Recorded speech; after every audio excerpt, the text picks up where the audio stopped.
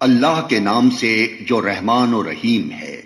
تم سے انفال کے متعلق پوچھتے ہیں، کہو یہ انفال تو اللہ اور اس کے رسول کے ہیں، پس تم لوگ اللہ سے ڈرو اور اپنے آپس کے تعلقات درست کرو اور اللہ اور اس کے رسول کی اطاعت کرو اگر تم مومن ہو۔ سچے اہل ایمان تو وہ لوگ ہیں جن کے دل اللہ کا ذکر سن کر لرز جاتے ہیں، اور جب اللہ کی آیات ان کے سامنے پڑھی جاتی ہیں تو ان کا ایمان بڑھ جاتا ہے اور وہ اپنے رب پر اعتماد رکھتے ہیں، جو نماز قائم کرتے ہیں اور جو کچھ ہم نے ان کو دیا ہے اس میں سے ہماری راہ میں خرچ کرتے ہیں۔ ایسے ہی لوگ حقیقی مومن ہیں، ان کے لیے ان کے رب کے پاس بڑے درجے ہیں، قصوروں سے درگزر ہے اور بہترین رزق ہے۔ اس مال غنیمت کے معاملے میں بھی ویسی ہی صورت پیش آ رہی ہے جیسی اس وقت پیش آئی تھی جبکہ تیرا رب تجھے حق کے ساتھ تیرے گھر سے نکال لایا تھا، اور مومنوں میں سے ایک گروہ کو یہ سخت ناگوار تھا۔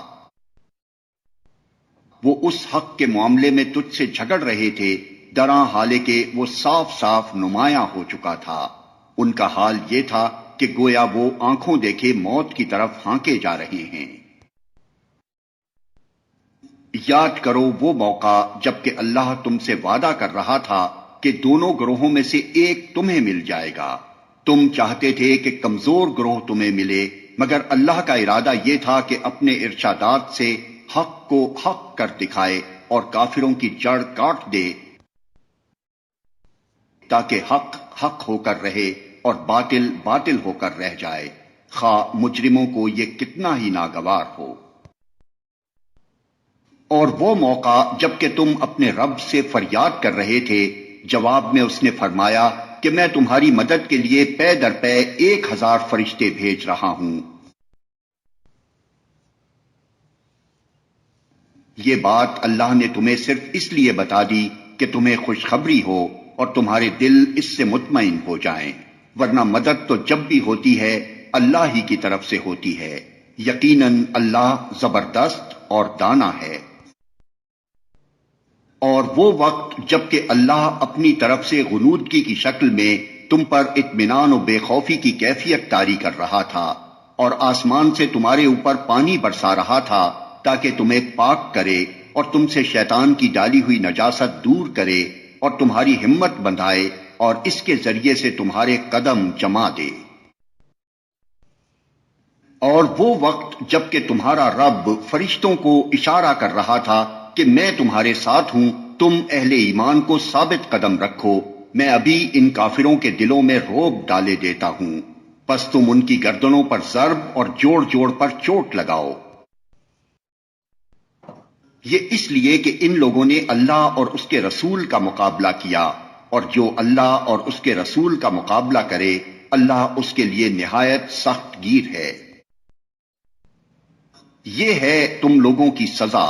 اب اس کا مزہ چکھو اور تمہیں معلوم ہو کہ حق کا انکار کرنے والوں کے لیے دوزخ کا عذاب ہے۔ اے ایمان لانے والو، جب تم ایک لشکر کی صورت میں کفار سے دوچار ہو تو ان کے مقابلے میں پیٹھ نہ پھیرو۔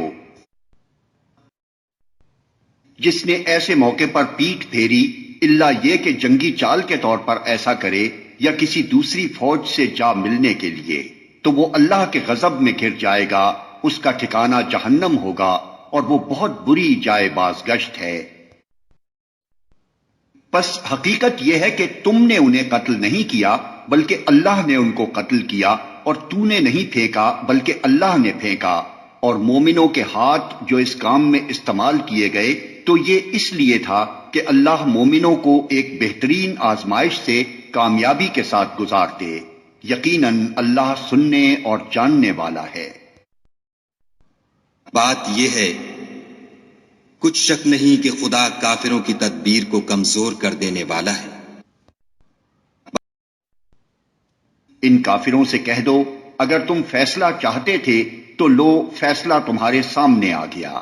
اب باز آ جاؤ تو تمہارے ہی لیے بہتر ہے، ورنہ پھر پلٹ کر اسی حماقت کا اعادہ کرو گے تو ہم بھی اسی سزا کا اعادہ کریں گے، اور تمہاری جمعیت خواہ وہ کتنی ہی زیادہ ہو تمہارے کچھ کام نہ آ سکے گی۔ اللہ مومنوں کے ساتھ ہے۔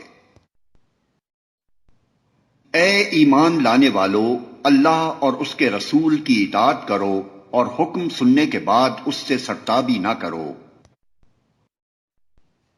ان لوگوں کی طرح نہ ہو جاؤ جنہوں نے کہا کہ ہم نے سنا حالانکہ وہ نہیں سنتے۔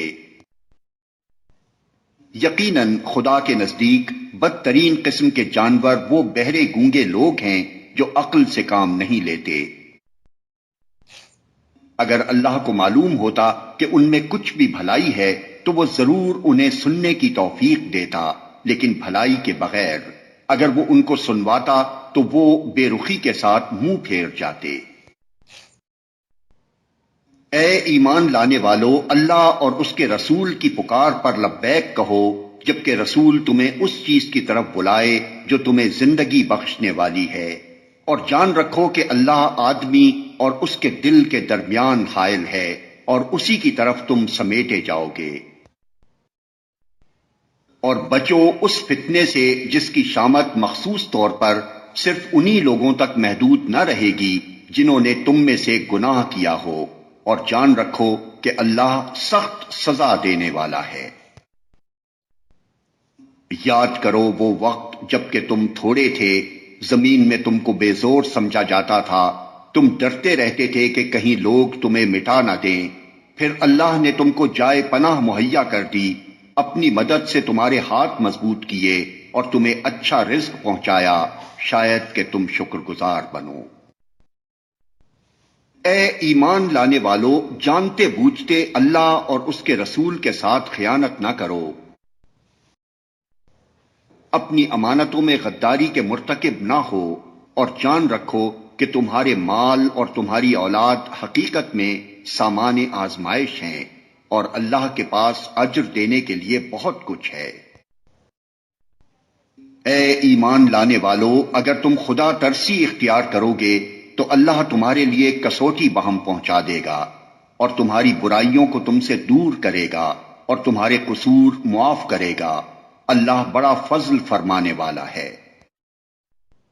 وہ وقت بھی یاد کرنے کے قابل ہے جب کہ منکرین حق تیرے خلاف تدبیریں سوچ رہے تھے کہ تجھے قید کر دیں یا قتل کر ڈالیں یا جلا وطن کر دیں۔ وہ اپنی چالیں چل رہے تھے اور اللہ اپنی چال چل رہا تھا، اور اللہ سب سے بہتر چال چلنے والا ہے۔ جب ان کو ہماری آیات سنائی جاتی تھیں تو کہتے تھے کہ ہاں سن لیا ہم نے، ہم چاہیں تو ایسی ہی باتیں ہم بھی بنا سکتے ہیں، یہ تو وہی پرانی کہانیاں ہیں جو پہلے سے لوگ کہتے چلے آ رہے ہیں۔ اور وہ بات بھی یاد ہے جو انہوں نے کہی تھی کہ خدایا اگر یہ واقعی حق ہے اور تیری طرف سے ہے تو ہم پر آسمان سے پتھر برسا دے یا کوئی دردناک عذاب ہم پر لے آ۔ اس وقت تو اللہ ان پر عذاب نازل کرنے والا نہ تھا جبکہ تو ان کے درمیان موجود تھا، اور نہ اللہ کا یہ قاعدہ ہے کہ لوگ استغفار کر رہے ہوں اور وہ ان کو عذاب دے دے۔ لیکن اب کیوں نہ وہ ان پر عذاب نازل کرے جبکہ وہ مسجد حرام کا راستہ روک رہے ہیں، حالانکہ وہ اس مسجد کے جائز متولی نہیں ہیں۔ اس کے جائز متولی تو صرف اہل تقوی ہی ہو سکتے ہیں، مگر اکثر لوگ اس بات کو نہیں جانتے۔ بیت اللہ کے پاس ان لوگوں کی نماز کیا ہوتی ہے، بس سیٹیاں بجاتے اور تالیاں پیٹتے ہیں۔ پس اب لو اس عذاب کا مزہ چکھو اپنے اس انکار حق کی پاداش میں جو تم کرتے رہے ہو۔ جن لوگوں نے حق کو ماننے سے انکار کیا ہے وہ اپنے مال خدا کے راستے سے روکنے کے لیے صرف کر رہے ہیں اور ابھی اور خرچ کرتے رہیں گے، مگر آخر کار یہی کوششیں ان کے لیے پچھتاوے کا سبب بنیں گی، پھر وہ مغلوب ہوں گے، پھر یہ کافر جہنم کی طرف گھیر لائے جائیں گے، تاکہ اللہ گندگی کو پاکیزگی سے چھانٹ کر الگ کرے اور ہر قسم کی گندگی کو ملا کر اکٹھا کرے، پھر اس پلندے کو جہنم میں جھونک دے۔ یہی لوگ اصلی دیوالیے ہیں۔ اے نبی ان کافروں سے کہو اگر اب بھی باز آ جائیں تو جو کچھ پہلے ہو چکا ہے اس سے درگزر کر لیا جائے گا، لیکن اگر یہ اسی پچھلی روش کا اعادہ کریں گے تو گزشتہ قوموں کے ساتھ جو کچھ ہو چکا ہے وہ سب کو معلوم ہے۔ اے ایمان لانے والو ان کافروں سے جنگ کرو یہاں تک کہ فتنہ باقی نہ رہے اور دین پورا کا پورا اللہ کے لیے ہو جائے، پھر اگر وہ فتنے سے رک جائیں تو ان کے اعمال کا دیکھنے والا اللہ ہے،